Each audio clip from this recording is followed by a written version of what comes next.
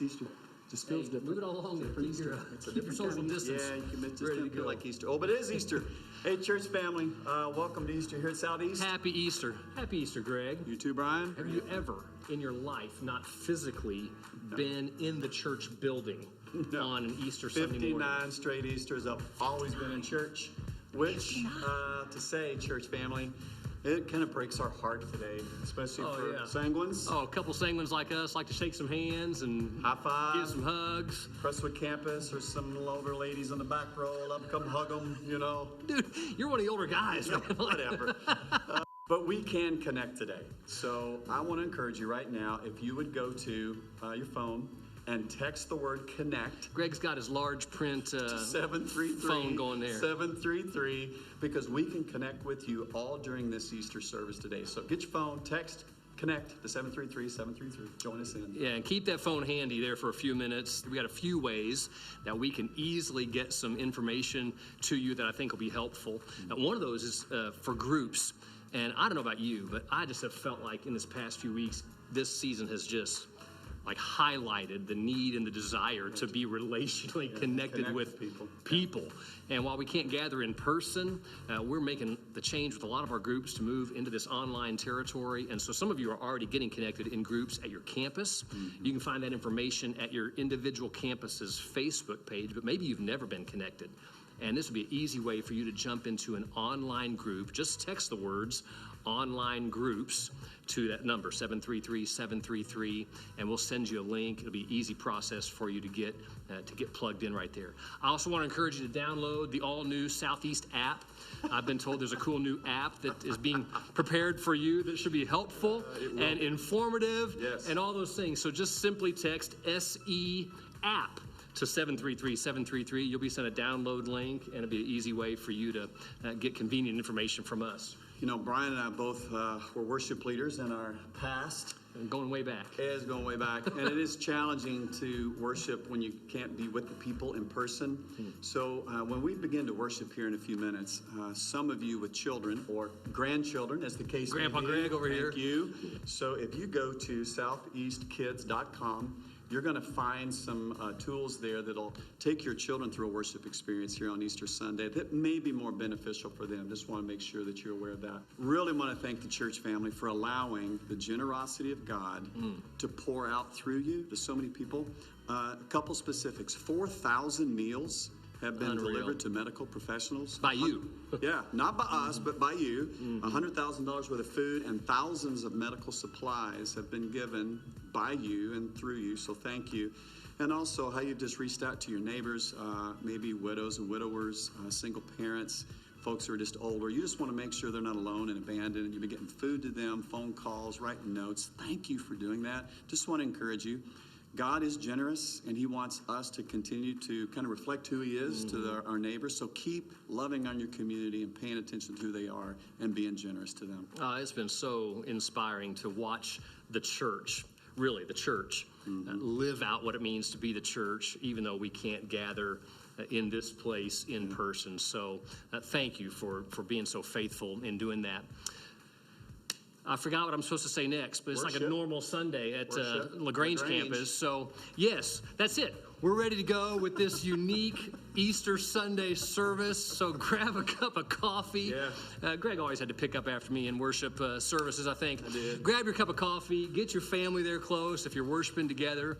And just get ready to celebrate the good news of this Easter Sunday with your family. Yeah, and to some of you, though, as worship begins, my mother would say you need to get out of those pajamas and get into some Easter clothes, okay? Even though it's online, she was feeling comfortable. So get your Easter Sunday best. Comfortable. All right. All right, happy Easter, y'all.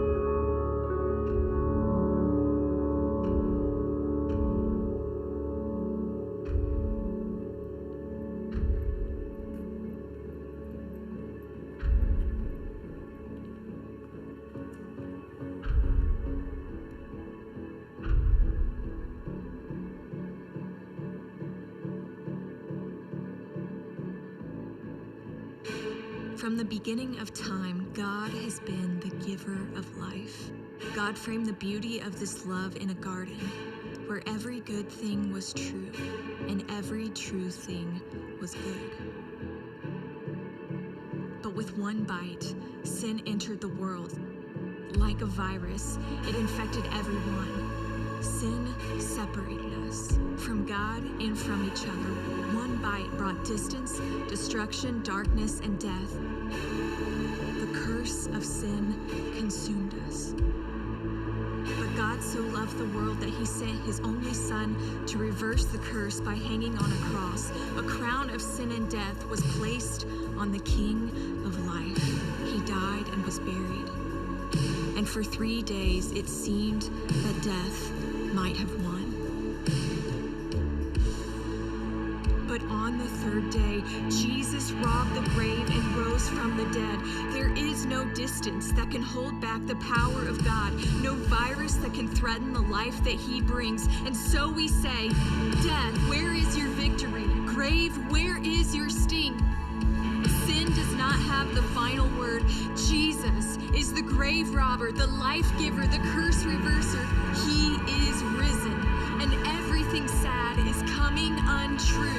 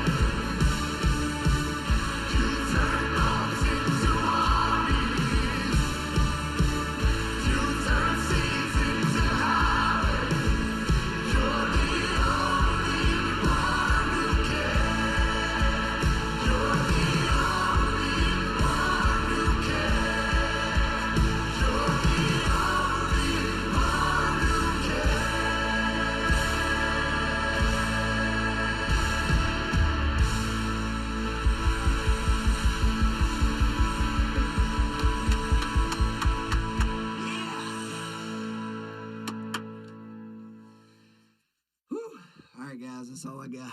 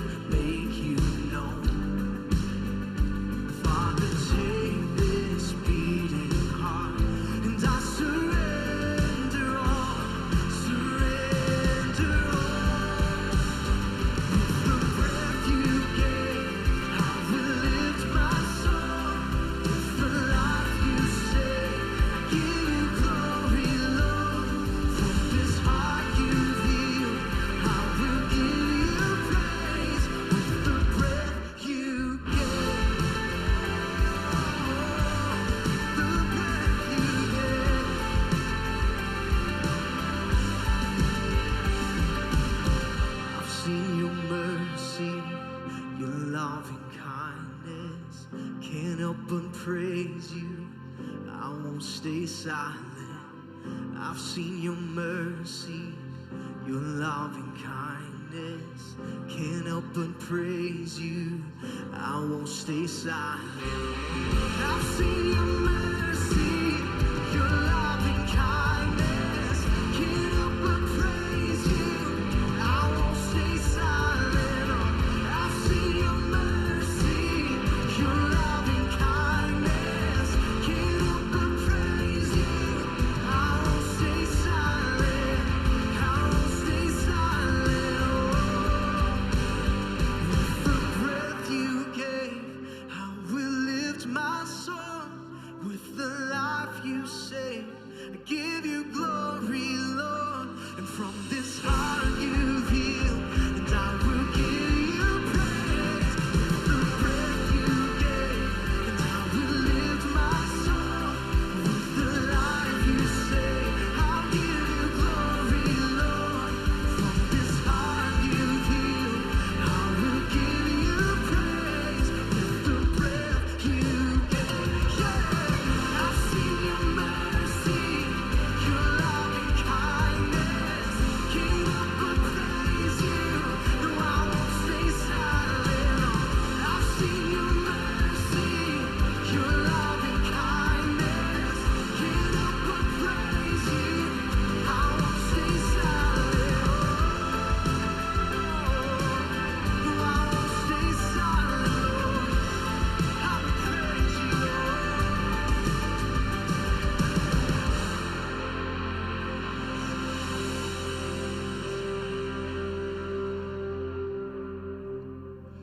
In Matthew, the 18th chapter, verse 20, Jesus said, "Where 2 or 3 come together in my name, there I am with them." I grew up in northwestern Pennsylvania near Lake Erie. In fact, the area where I grew up was called Conneaut Valley, and Conneaut is an Indian term for land of the snow, and we had a lot of lake effect snow. But my parents were godly people who took us to church Sunday morning, Sunday night, Wednesday night, every time the doors were open, even though the church was 15 miles away. One Sunday morning, however, we awakened to 17 inches of snow that had fallen during the night, and my brother and I thought, at least today we don't have to go to church. Not so. My dad packed all 6 children into the car, and we began to plow through the snow toward church. We got a half mile from our house and got stuck. Car wouldn't budge. So the whole family trudged back home, and on the way home, my brother and I exchanged glances. We didn't have to go to church. Maybe we could go up in the barn and shoot basketball. Not so. My dad sat us down in the living room, and though he wasn't a preacher, he took out the Bible and started to read it and try to explain it. My older sister sat down at the upright piano that sat in the living room, and though she was an excellent pianist, she plunked out a few choruses and we sang. It was kind of awkward. And my mother went into the kitchen and got some saltine crackers and grape Kool-Aid and brought it into the living room, and we had communion as a family in our home. And to this day, 60-some years later, that is the most memorable church service I've ever participated in. Not the most polished, not the most inspirational, but the most memorable. Now, on this Easter, we're all disappointed that we can't meet together as a church, and we're sequestered in our homes, and we're about to take communion. But I think we need to be aware of the opportunity, parents, to create memories and to establish priorities. Maybe 20 years from now, some of your kids will be saying, "Remember that time in the coronavirus when we couldn't meet in church and we worshiped together in the house, we watched online, and we prayed together afterward, and Dad got so choked up that he couldn't pray?" And then they'll say, "You know, I don't know that I've ever felt closer to my family or closer to God than I did that day." In the book of Acts, the 2nd chapter, the Bible tells us that the early church began with 3,000 people. But Acts, the 2nd chapter, verse 46 says, "They continued to meet together in the temple courts, and they broke bread in their homes and ate together with glad and sincere hearts." So when the church meets in a massive auditorium, it's a church meeting together to worship. But when the church meets in homes, in small groups, it's still the church. Because Jesus said, where 2 or 3 are gathered together in my name, I'm right there in the midst. Now, maybe you're watching today and you're all alone, but you're still a part of the church. As you take communion, you're taking with thousands of people across the city and millions around the world, and you're not alone. Because Jesus said, never will I leave you, never will I forsake you. I had a friend who was a missionary to the Kiamichi Mountain Indians in Oklahoma, and he said he went down a secluded lane, and at the end there was this rustic old log cabin, and sitting on the front porch in a rocking chair was an elderly Native American widow. And he called out to her, "You all alone, ma'am?" And she smiled a little and said, "Just me and Jesus, son. Just me and Jesus." Regardless of the number, it's you and Jesus. And as you partake today, remember the Lord's body was broken for you. His blood was shed for you. And if you don't have the emblems, take them in your imagination. And you give thanks that Christ's death on the cross paid the price for your sin as you trust in Him. And Christ's conquering of the grave assures you that through His power, you can do it too. And as you take, you give thanks that you're not alone, that He is with you. And therefore, in this quiet time that follows, you can hum along with this hymn and say, "It is well with my soul." Let's pray. Father, we thank you that the righteous died for the unrighteous. We thank you that we, through the resurrection, have this hope of an inheritance in heaven that can never perish, spoil, or fade, kept for us. We claim that promise today that where 2 or 3 are gathered in your name, you're right there with them. And we pray this prayer in the strong, saving name of Jesus. Amen.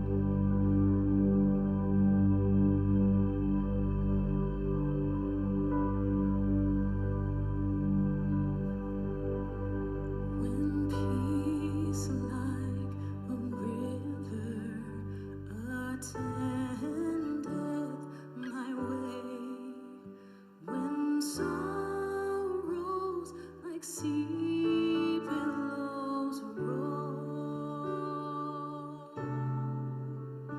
whatever my lot, thou hast taught me to say, it is well with my soul.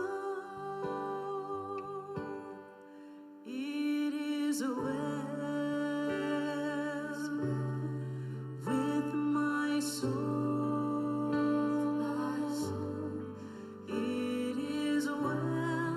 It is well with my soul.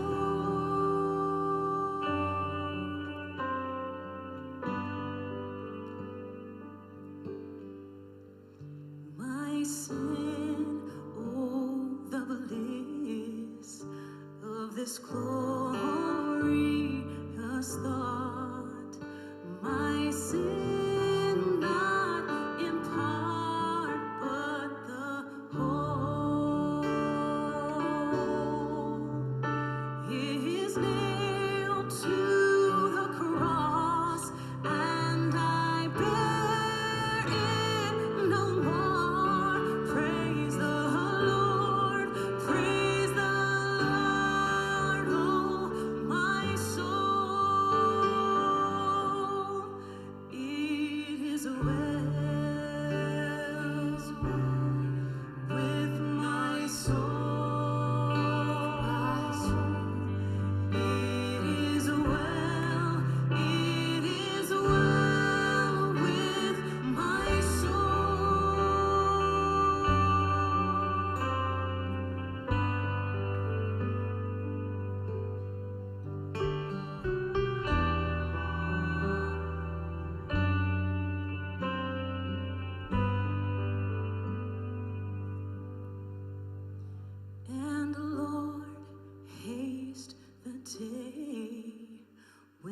faith shall beside the clouds be rolled back as a scroll.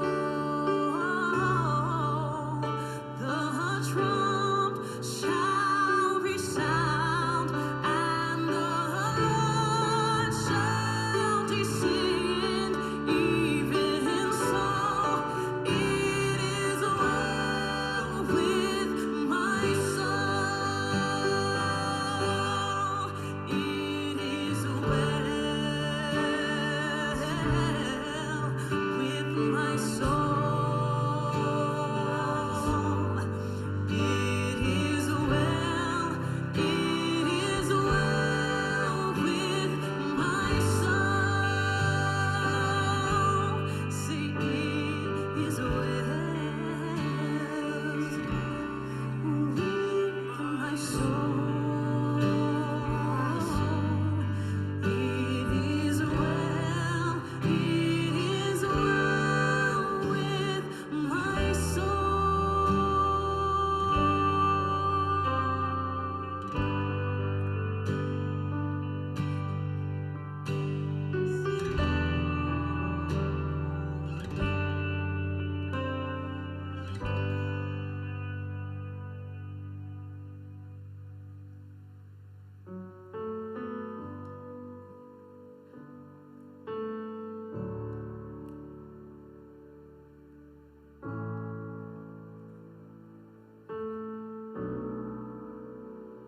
You are here, moving in our midst. I worship you. I worship you. And you are here, working in this place. I worship you. I worship you. You are waymaker, miracle worker, promise keeper, light in the darkness. My God, that is who you are. You are waymaker, miracle worker, promise keeper, light in the darkness. My God, that is who you are. And you are here, touching every heart. I worship you. I worship you. And you are here, healing every heart. I worship you. I worship you. And you are here, turning lives around. I worship you. I worship you. Oh, you are here, mending every heart. And I worship you. Oh, worship you. You are waymaker, miracle worker, promise keeper, light in the darkness. My God, that is who you are. You are waymaker, miracle worker, promise keeper, light in the darkness. My God, that is who you are. That is who you are. That is who you are. That is who you are. That is who you are. That is who you are. That is who you are. That is who you are. That is who you are.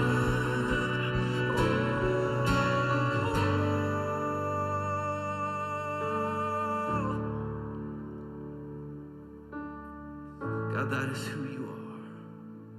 The waymaker, our light in the darkness. And even though we walk through the valley of the shadow of death, we will not fear, For you are with us, God.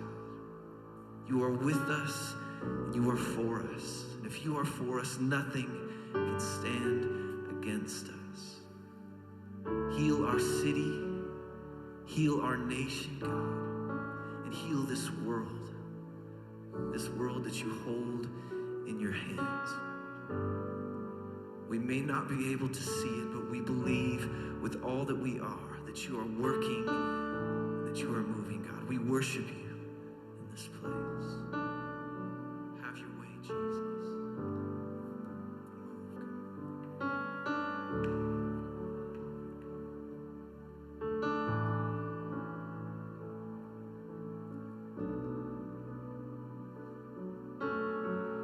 Even when I don't see it, you're working. Even when I don't feel it, you're working. You never stop working. You never stop working. Even when I don't see it, you're working. Even when I don't feel it, you're working. You never stop working. You never stop working. Even when I don't see it, you're working. Even when I don't feel it, you're working. You never stop working. You never stop working. And even when I don't see it, you're working. Even when I don't feel it, you're working. You never stop working. You never stop, no, never. You are way maker,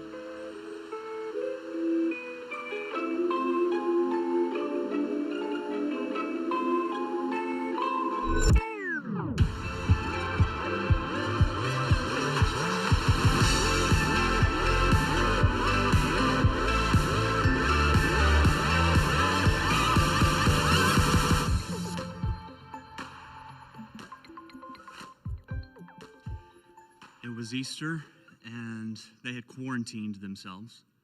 They sat in an upstairs room, and they waited for time to pass.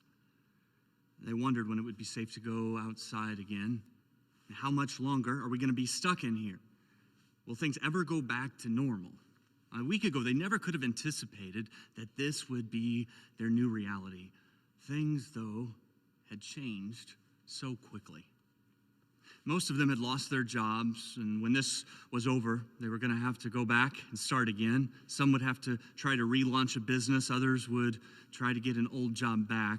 But for now, they sit in this room trying to keep their distance from people and waiting for some updated news about what's happening on the outside.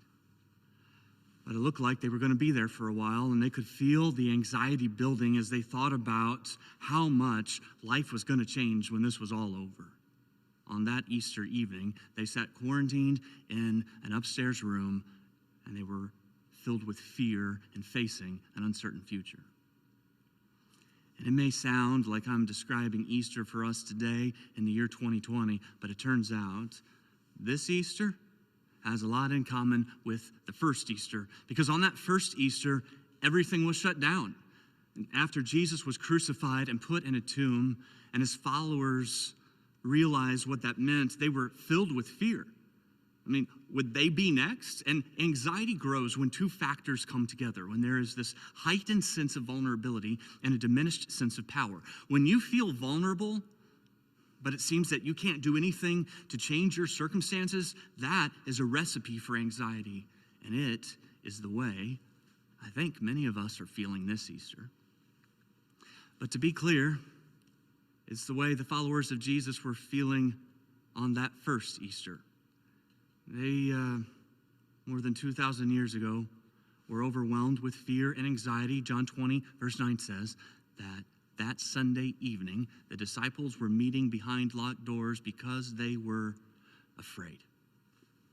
Now, we have some language that we might use to describe what the disciples are doing. It's language that we wouldn't have used. It really wasn't even a part of our vocabulary a few months ago, but we would say that the followers of Jesus were social distancing, or we might say they were sheltering at home. And much like us, they were trying to understand, how could this have happened? How could things have gone so wrong so quickly? Because just a week before, they had entered the city of Jerusalem with Jesus on a donkey, and the people were worshiping him. And within a week, their whole world had been turned upside down. And now, Jesus was dead and buried, and with him, their hopes and their dreams for the future. And so now they are quarantined, and they are trying to understand what their new normal is going to look like.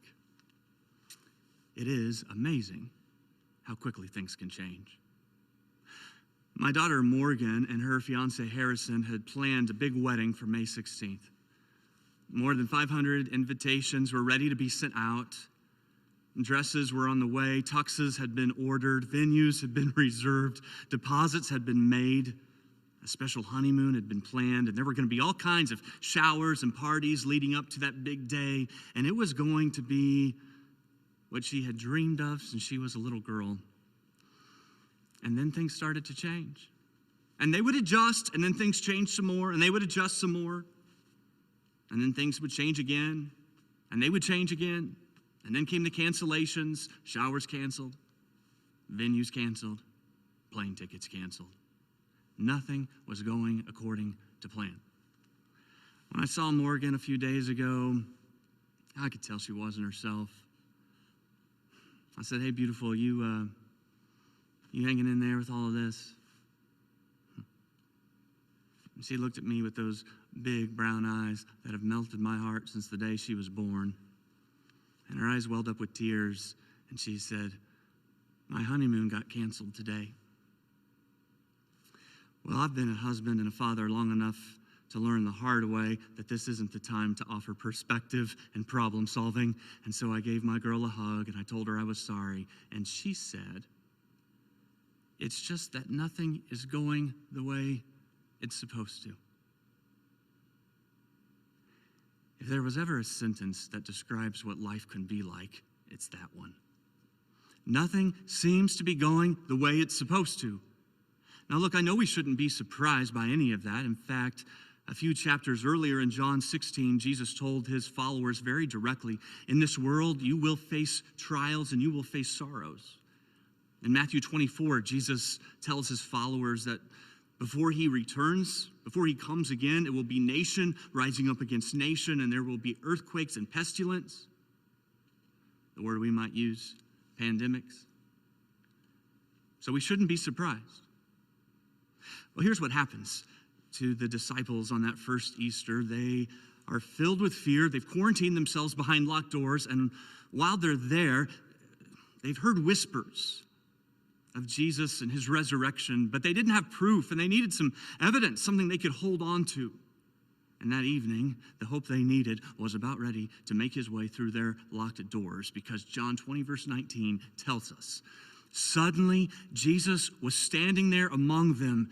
Peace be with you, he said.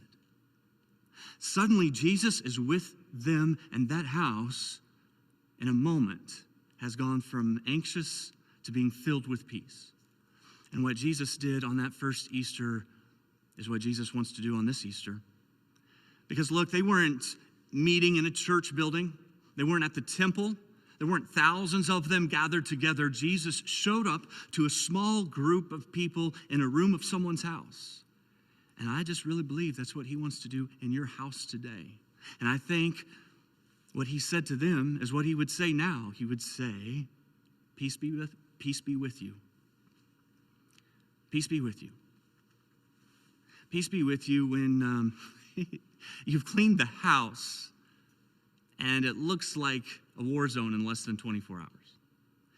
Peace when your child climbs into your important Zoom calls. Peace when you're overwhelmed by the irony that you are quarantined, but you can't get a moment alone. Peace when you felt lonely and isolated long before the quarantine started, but now it just feels like you've got no one. And peace to the college student, because you were living on your own and you had to move home, and now your parents are calling the shots again. Peace to those of you who are on your 46th Hallmark movie. Peace when you think it's Friday and you realize it's only Monday. Peace when you ran out of toilet paper and all the kids are home from school. And peace, I would say, peace to you poor people who love routine and structure, because it's just all gone right now. Peace when the kids in the house have lost control and you're about ready to lose your mind. Peace when you can't hug your kids because you are a healthcare worker caring for people who might be infectious. Peace to you who have lost a loved one in the middle of this. And you're not only grieving your loved one, but you're grieving the absence of a real funeral. Peace to those of you who have moved your parents into a nursing home, but now you can't even see them. Peace to you, my daughter. When you spend your whole life planning and looking forward to a wedding and honeymoon, and it's not at all how you thought it would be. And so Jesus appears to them, and he speaks peace. And the next thing he does, I love this, is he offers proof, gives them evidence. Look at verse 20. It says, as he spoke, what did he do? He showed them the wounds in his hands and his side. He gives them evidence to believe that he rose from the dead. And I mean, if you believe that, if you really believe that Jesus conquered death and rose from the dead, it changes everything. Jesus shows them the evidence. There's a best-selling book called The Case for Easter. It's written by Lee Strobel, and Lee's background is in law and investigative journalism. And so he lays out the evidence for the resurrection in The Case for Easter. And this week I had a chance to interview Lee, and I asked him if he would just take a few minutes to share his story and to share some of the evidence of the resurrection with our church family. Take a look. Hey, Lee, thank you for joining us. So one of the things I love about The Case for Easter is that you didn't write that as a seminary professor or as even a theological student or as a pastor, you were a cynic at the time you were researching that book. So tell us about that time in your life and how you decided to write a book and study the resurrection. Well, I was an atheist for much of my life. My background's in journalism and law. So you can imagine I tend to be a person who looks at evidence, facts, reason, logic.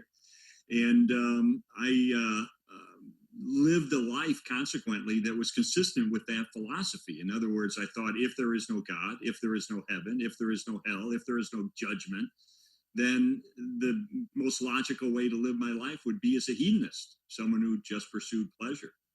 And that's what I did. So I lived a very immoral and drunken and profane and narcissistic life. I mean, that was my life. What people saw, I was legal editor of the Chicago Tribune.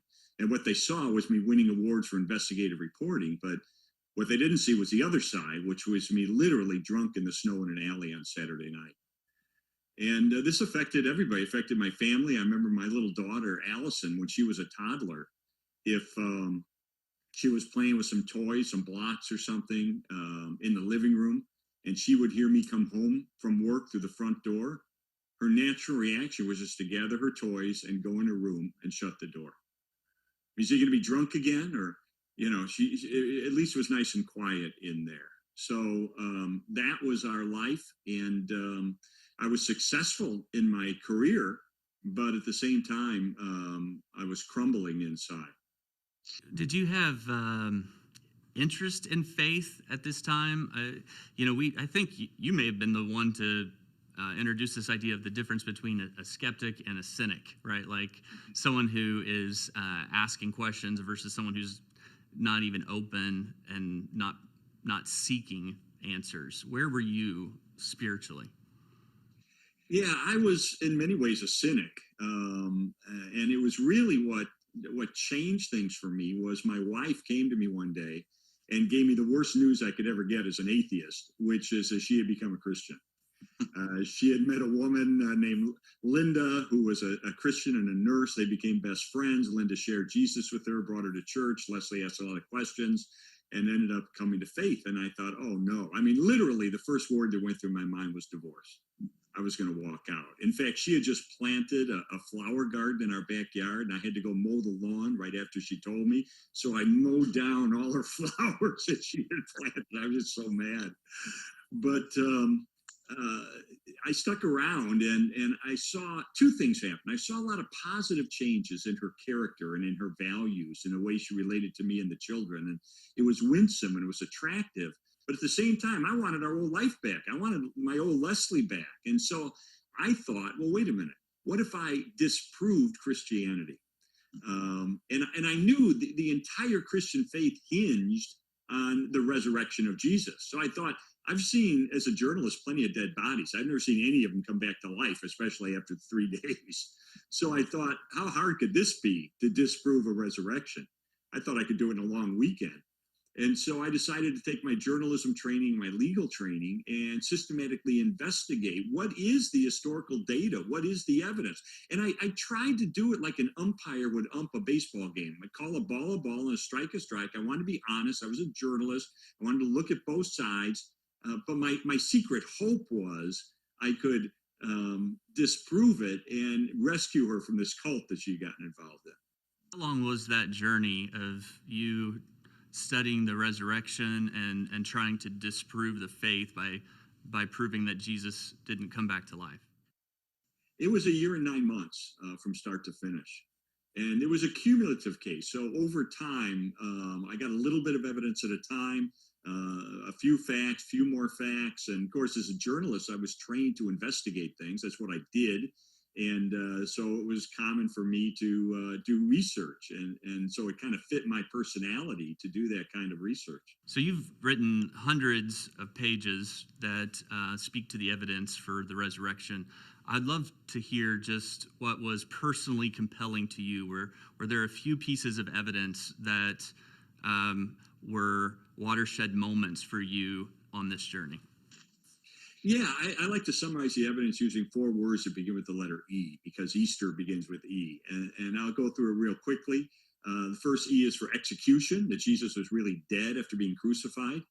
No less of a source than Journal of the American Medical Association, which is a secular, scientific, peer-reviewed medical journal, carried an investigation into the death of Jesus. And this was their conclusion, quote, "Clearly, the weight of the historical and medical evidence indicates that Jesus was dead even before the wound to his side was inflicted."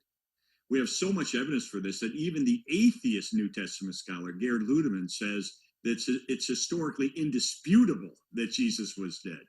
So the first E is execution, Jesus was dead. Second E stands for the word early. We have early accounts or early reports of the resurrection of Jesus. In other words, reports that go right back virtually to the scene itself. Why is that important?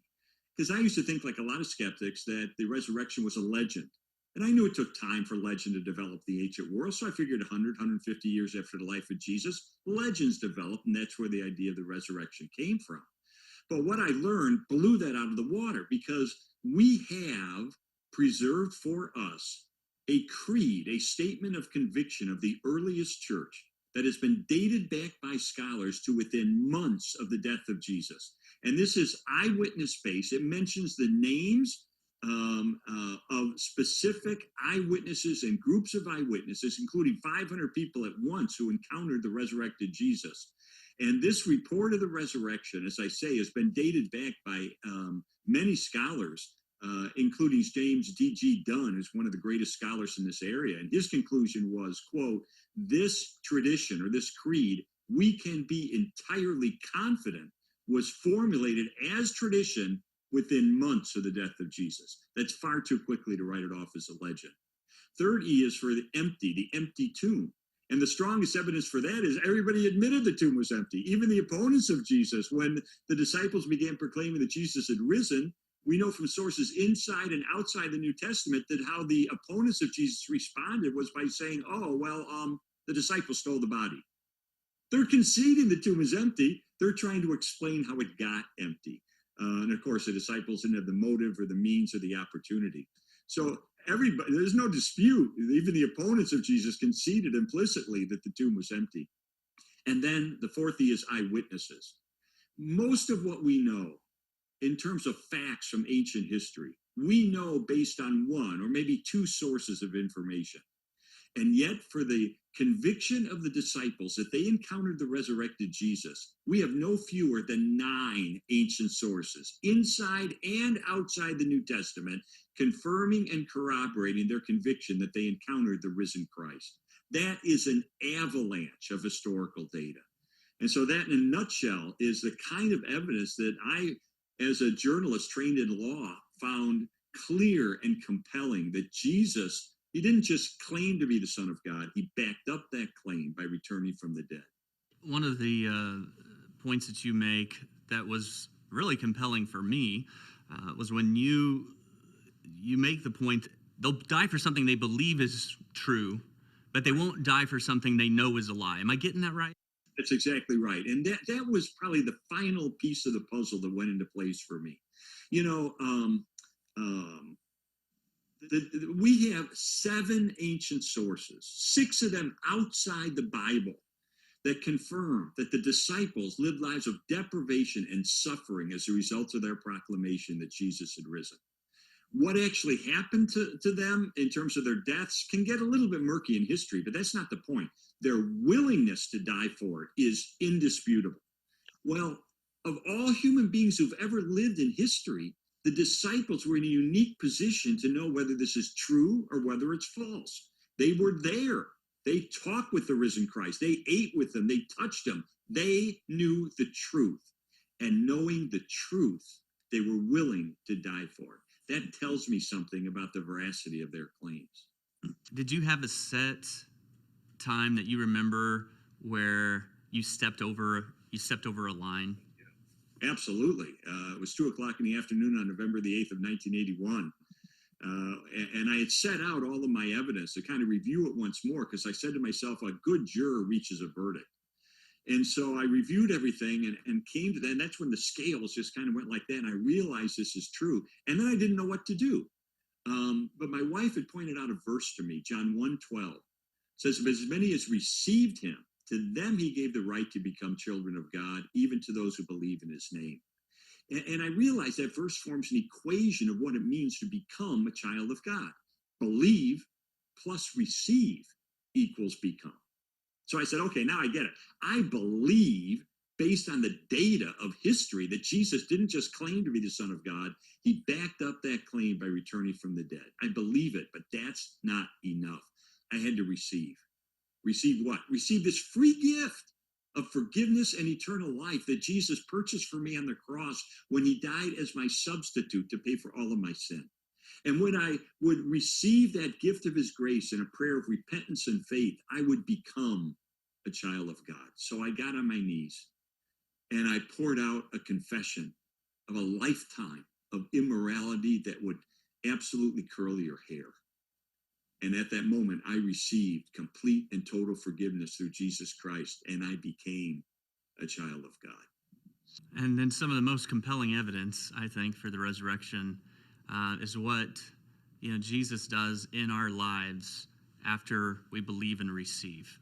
I think one of the most powerful ways God has used your story is not just evidence that you have shared with people, but it's your own personal life. So I'd love to have us end by you just personally saying how God has redeemed, how the resurrection has personally changed your life and your family. Sure. I mean, after I prayed that prayer, and after I was baptized, and after I became part of a vibrant church like yours, after I learned to read the Bible with fresh eyes, after I learned to pray and to worship, God began to change my values, my character, my morality, my priorities, my attitudes, my worldview, my relationships, my parenting, my marriage. I mean, all these things over time began to change for the good. So much so that my little daughter, Allison, was 5 years old when I came to faith. And all she had known was a dad who had been absent, angry. I actually kicked a hole through our living room wall in anger one day, coming home drunk. That was her whole existence for the first 5 years of her life. But starting on that Sunday afternoon, after I came to faith in Christ, and over time, as he began to work in my life, she started to watch. Something's changing with my dad. Something's different with my dad. Something's new with my dad. And it took about 4 or 5 months. And then finally, one day, it was a Sunday, she came up first to her Sunday school teacher and then up to Leslie. And she said, I want God to do for me what he's done for Daddy. Some of the most compelling evidence for the resurrection is to see lives change one at a time. Lee talked about one of the biggest changes in his life was experiencing that kind of peace, but that wasn't all. His life didn't just go from being hostile and volatile to being filled with peace. Before he believed and received, he was angry and he was moody, but now his life is marked with joy. His sins have been forgiven, and God's grace got rid of his guilt and his shame. And before he believed and received, he was working hard, even had some success, but he was frustrated and life felt aimless, but now his life is marked by purpose. And listen, this is the difference that the resurrection makes in our lives. And it's as true today as it was on that first Easter Sunday. And Jesus came in and he spoke peace in that home. And he showed them evidence. And verse 20 says they were filled with joy when they saw the Lord. Verse 21 says, again he said, peace be with you. As the Father has sent me, so I am sending you. And so Jesus appears to them. And here's what they find in the resurrected Jesus. They find peace and joy and purpose for life. And what's interesting is if you keep reading, you find out that the outside circumstances don't really change for these followers of Jesus. Like the threats, they don't go away. What was causing them such fear and anxiety, those things don't disappear. In fact, it seems like they escalate. In other words, the storm wasn't immediately replaced by clear skies and sunshine, but what they discovered in Jesus was a joy and a peace and a purpose that was found and rooted in a hope that could not be shaken. One of the most beautiful things for me to witness as a pastor these past few weeks is that what we talk about is true. That when we talk about the peace and the joy that Jesus offers us, it's real, like it's all real. And I've seen so much evidence of that in the middle of a pandemic where the world feels overwhelmed with fear and they're upset and they're disillusioned because of what they've lost, I have seen follower after follower of Jesus living with peace and joy and purpose. People like Paige, a Southeast member, who met a blind 90-year-old veteran who had no way of getting groceries. And so Paige shops for him and makes sure that he's taken care of. I think about our children's ministry who emptied out the nursery room and donated 10,000 shoe covers to the Veterans Hospital ER workers. I think of Tina, who learned about a single mom who needed to work from home, but she didn't have a desk and certain supplies. And so Tina and some of her friends got a desk and went and got a Walmart gift card. I think about Brad, whose men's group bought 40 dozen donuts for healthcare workers to let them know that they're thinking of them and praying for them. I think about Sarah, who is a single mom, and she delivered a box of food with her boys to an 82-year-old neighbor. I think about Glenn, who turned his neighborhood subdivision into a ministry ground. He got all of his neighbors together to sing happy birthday to a 90-year-old neighbor. And she couldn't leave the house, but just because she was isolated didn't mean that she had to feel alone. And I think of this church. I think of this church family who gave the largest normal weekend offering in the history of the church this past weekend.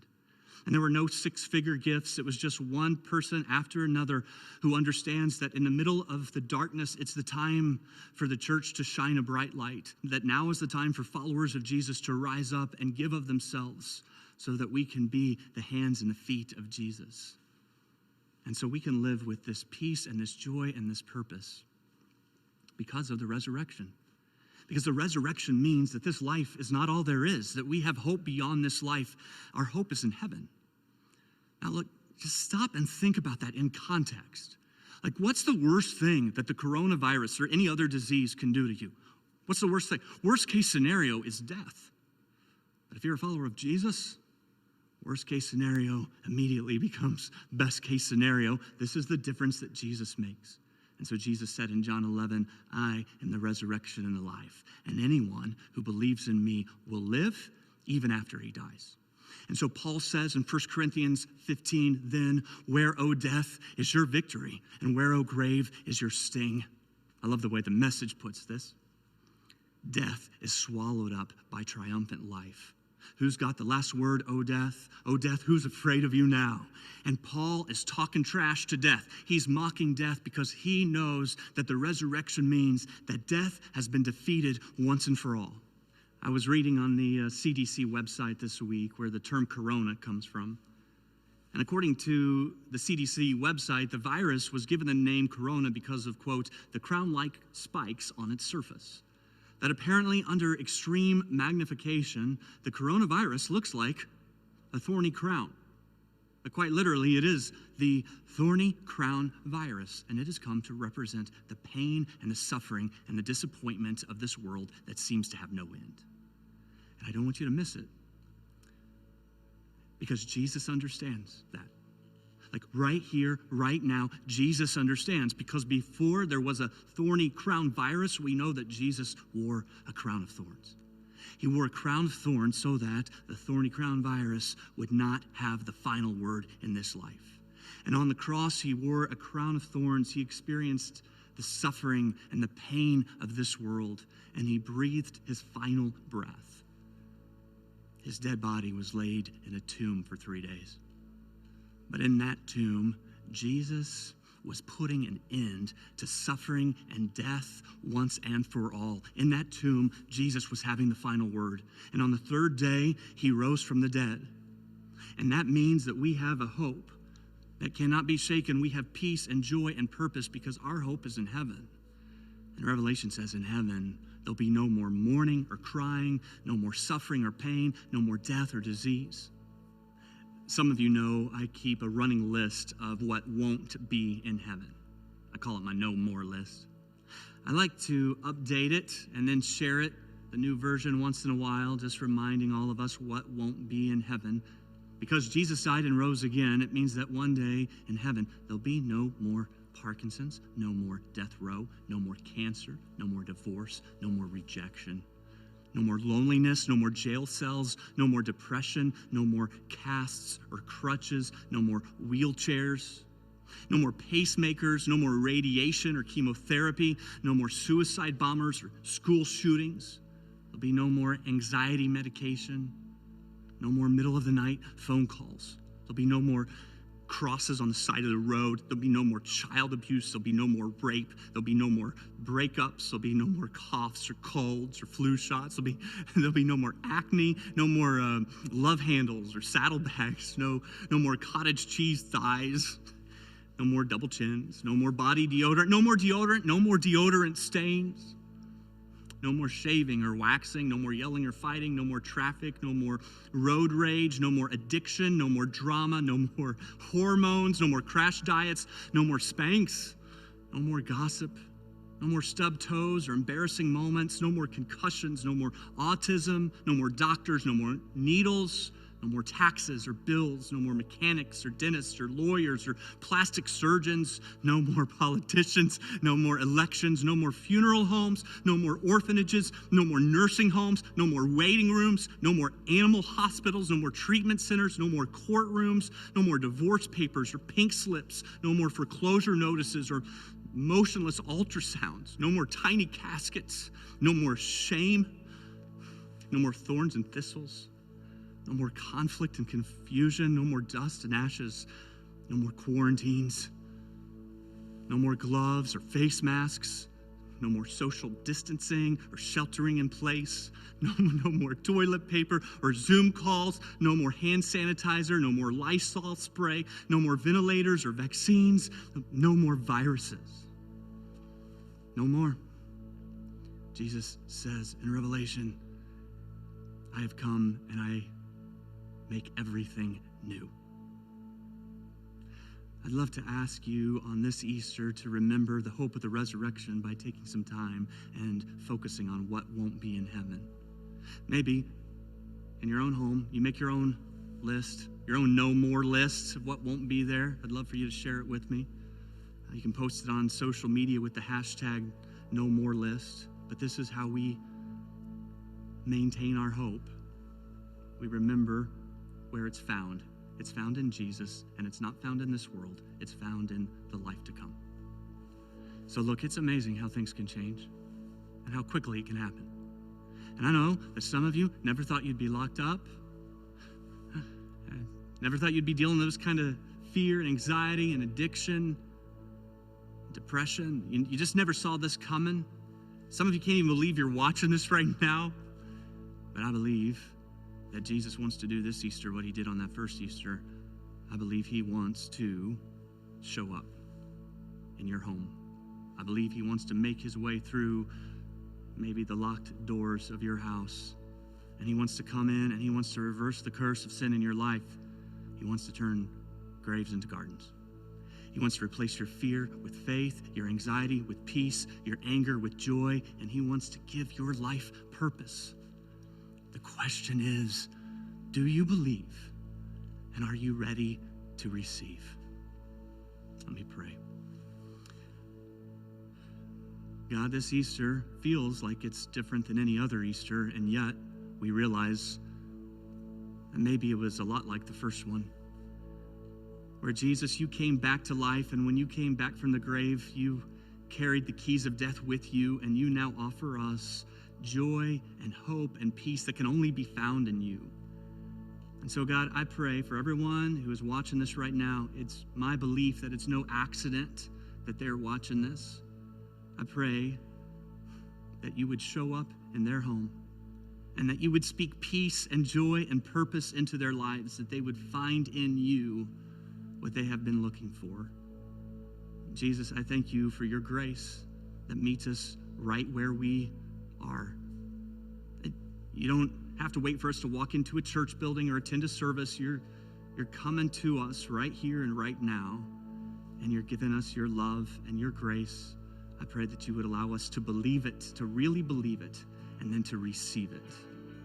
It's in Jesus' name we pray. Amen. Oh, there's nothing better than you. There's nothing better than you, Lord. There's nothing is better than you. Oh, I found it to be true. No, I'm not afraid to show you my weakness, my failures and flaws. Lord, you've seen them all, and you still call me friend. Because the God of the mountain is the God of the valley. And there's not a place your mercy and grace won't find me again. Oh, there's nothing better than you. There's nothing better than you, Lord. There's nothing is better than you. Come on, let's sing it again. Oh, there's nothing better than you. There's nothing better than you, Lord. There's nothing is better than you. What the enemy meant for evil, you turn it around for our good. You turn mourning to dancing. You turn beauty for ashes. You turn shame into glory. You're the only one who can. Come on. You turn mourning to dancing. You give beauty for ashes. You turn shame into glory. You're the only one who can. You turn grace into gardens. You turn bones into armies. You turn seas into highways. You're the only one who can. You're the only one who can. Oh, there's nothing better than you. There's nothing better than you, Lord. There's nothing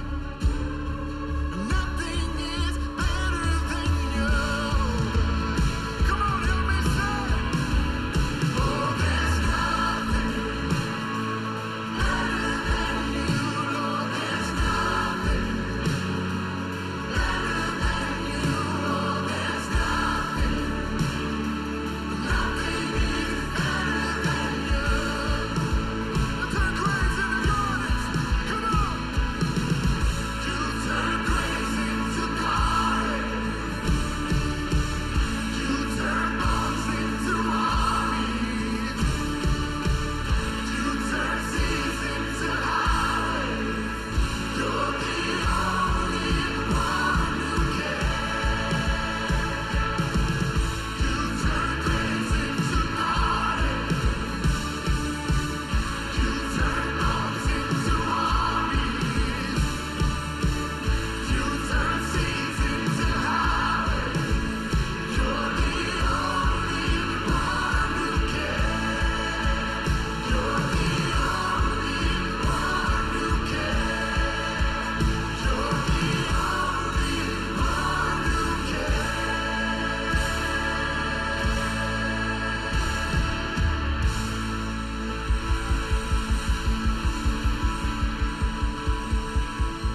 Isn't that true? He's the only one who can.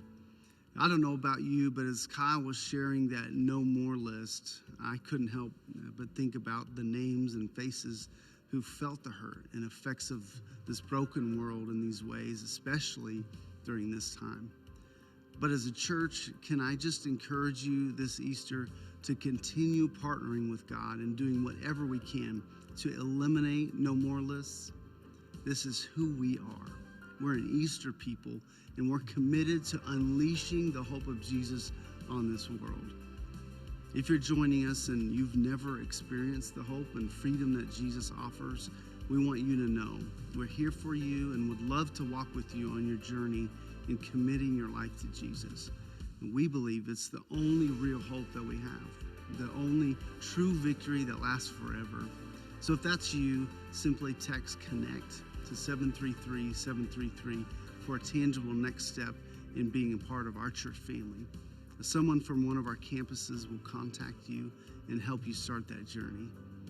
As Kyle mentioned today, as a church, you've been so generous in your giving, and wow, how God has multiplied that is amazing. And that generosity has in turn met so many immediate needs and has shown the love of Jesus to so many in our community. So thank you. And if you want to continue to help us be the church by giving, it's real easy. Just text GIVE to that same number, 733-733.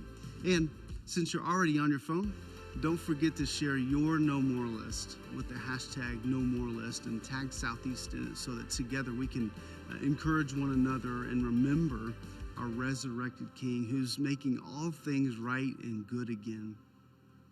Well, happy Easter to you and your loved ones. We love you, and we look forward to the day where we can see you face to face again. And hey, if you want to continue the conversation, we'd love to encourage you to stick around and chat with us as we continue to celebrate Easter. Brian Seitz, our LaGrange campus pastor, and a few others will be live across all of our platforms, like live right now. Happy Easter, and we'll see you next week. Well, happy Easter, everyone, and thanks for joining us today. What a powerful service. And I want to let you know we're live right now. I got Bryson and Jonah and Eddie with me here, and really live, not pre-recorded and kind of live. We're with you right now at 12:49 on Easter Sunday afternoon, and we want to continue to hear from you. So I hope you'll keep chatting with us. You know, if I had a nickel for every time, I've said or heard somebody say recently, you guys have heard this too, just what a weird and unique kind of season this is. I could buy a whole lot of toilet paper, I think, with that. But we're already hearing a lot of feedback from those of you watching on our different platforms, and some of you are saying the same thing. Like Rachel, I hear you when you say that it's probably my first time to feel lonely during Easter in my life. And Rebecca on the kind of said the same thing. Being lonely is not a happy place, but some of you are following that up with this thought, but we're never alone. Yeah. God is with us always. Mark, you said the same thing. Remember, the Lord is always with you. And while we sure can't be together physically, we want to connect with you right here. And so I want to encourage you to chime in the chat right here. Maybe let us know ways that we can pray for you. I'd love to hear from you. Those of you who are still engaging with us, I'd love to hear from you what jumped out at you from the message today. What did you hear, and what are you responding to even right now? So Jonah, how about we start with you? What's something over the last hour or so that Kyle said or Lee shared? What's something that really jumped out at you about the Easter message this morning? Yeah, I really loved when Lee Strobel talked about, God has changed everything for him over time for the good, and how that's resonated with not only me, but just so many people, right? Um, whether you're a new believer or not, I think that this time that we're kind of all experiencing together is really helping us think differently about where we put our faith and trust. Yeah, I think that's right. Love seeing your family right there this morning. And several people in the chat were saying kind of that same thing. Rachel, again, on Facebook said, ministering to me in a special way through the Holy Spirit. And somebody, Data on Facebook said, this is the first time I truly understand the meaning And so I think that in this unique time, that's happening a lot. Bryson, let's go to you. What's something that is jumping out to you? What's something you heard, maybe in a fresh way, from the last hour or so? Yeah, so I'm just scrolling these comments here. Karen on Facebook had a really good post. She said, I miss being in service with several hundred other believers. I miss trying to get out of the parking lot when several hundred other people are trying to do that at the same time. Hey, Karen, let's be honest. Nobody misses that. Let's get real here. But what she says is, but thank you, man. Just praise that even when everything changes, the church doesn't change. And Brian, it's very much what you were talking about, just with so many of us just struggling with this feeling of loneliness. I'm so encouraged that even amidst all of this, that God's presence isn't confined to a building. His people, His church is alive and well. We as followers of Jesus, like His Spirit, His very Spirit has come to live and dwell in our hearts. So I'm just so encouraged by, hey, we can't all meet in a physical space, but we are very much still a family, and we're still together celebrating. Yeah, that's for sure. Eddie, let's just jump over to you. What's again, what action you're having? What are you seeing there in the strands as the chat stream is flowing through there? Seems like Kyle really resonated with the no more, that because the tomb is empty.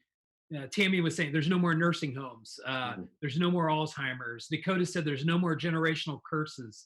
Bridget said there's no more viruses. Chrissy said there's no more cancer. Andrew said there's no more foster care. And it's amazing that we have faith in a historical event that has changed us and will change us. And the idea of no more seems to be really resonating, B. Yeah, I think you're right. In fact, those of you who are still engaging with us here, I'd love for you just to type in that chat stream, whatever platform you're on, what would you add? What would you add to your no more list? And I know some of you will get real specific and personal with that.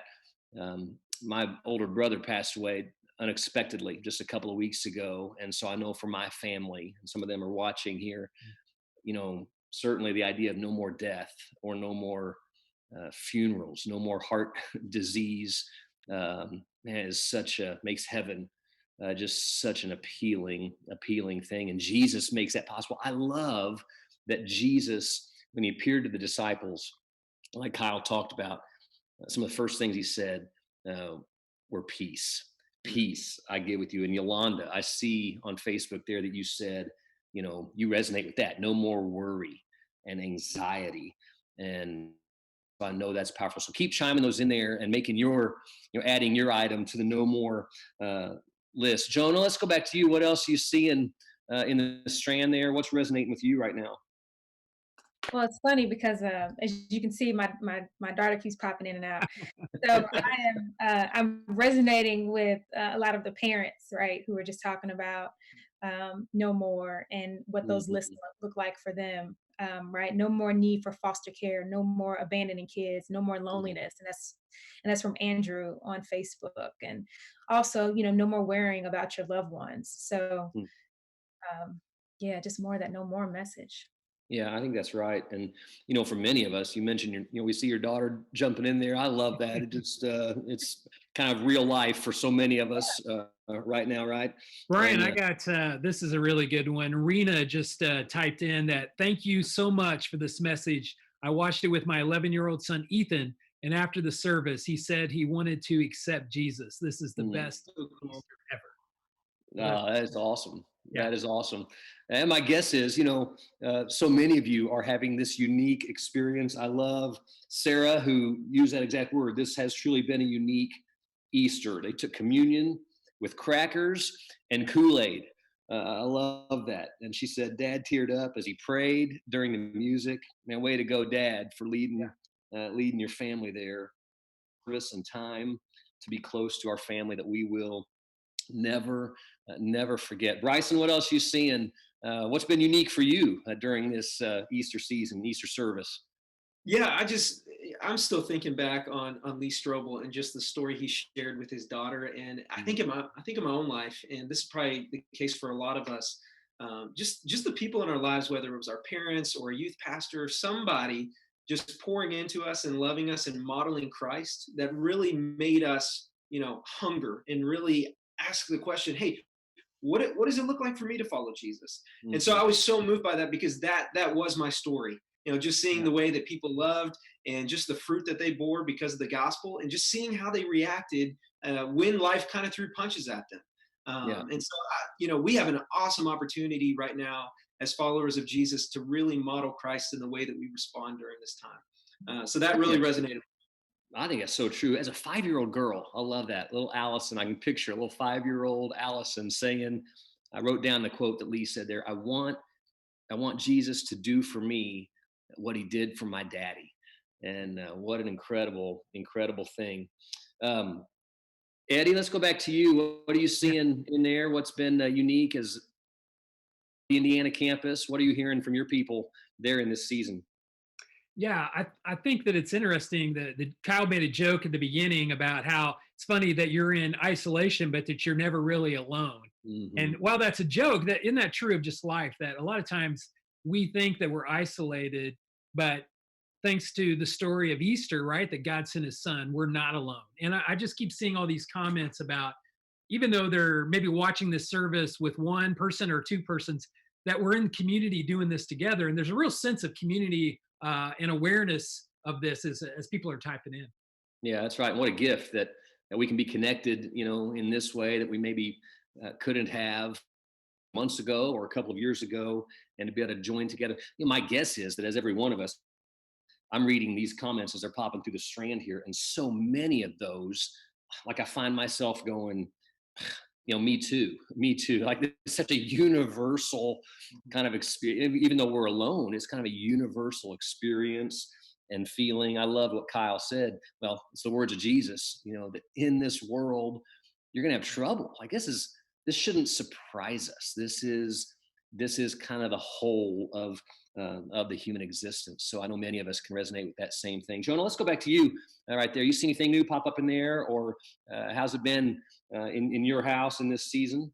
Yeah. So, well, Laura says, everything Kyle mentioned in the no more list brought happy tears to my eyes. And, I think that this time has kind of triggered some people, probably a lot of people, just around grief and emotions and longing, right? This kind of what we're all experiencing.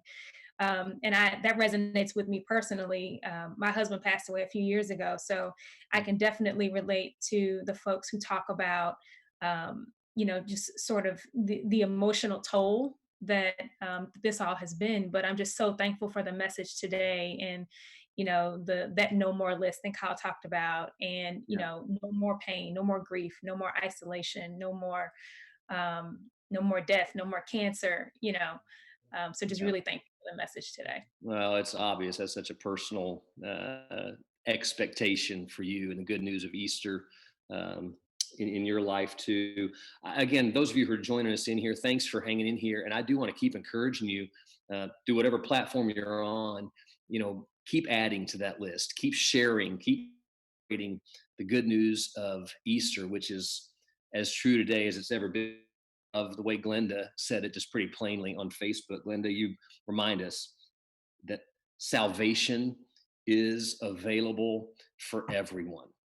And so those of you who are watching and joining with us right now, no matter where you are on your faith journey, I hope you experience that the power of Jesus, the resurrection power of Jesus is available.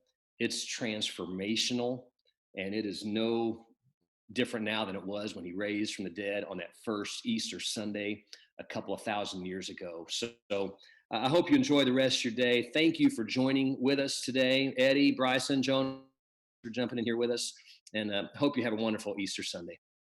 Happy Easter. Bye.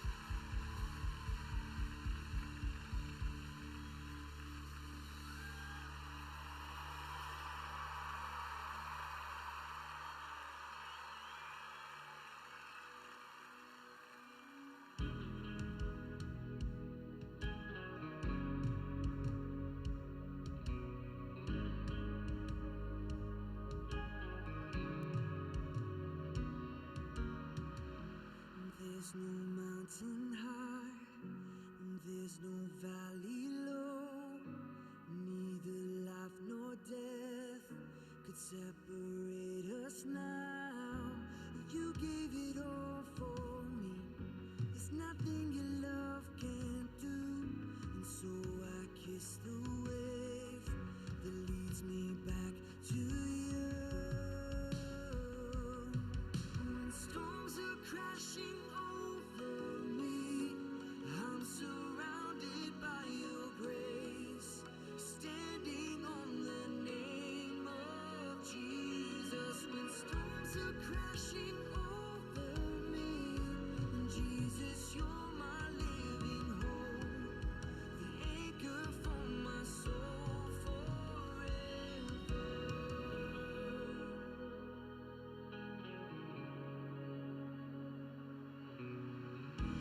Lift my eyes to see you are with me now.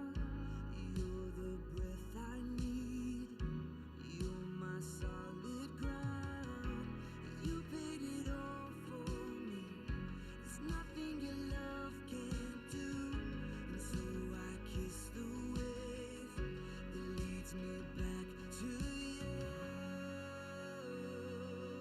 When storms are crashing over me, I'm surrounded by your grace, standing on the name of Jesus. When storms are crashing over me, Jesus, you're my living hope, the anchor for my soul forever.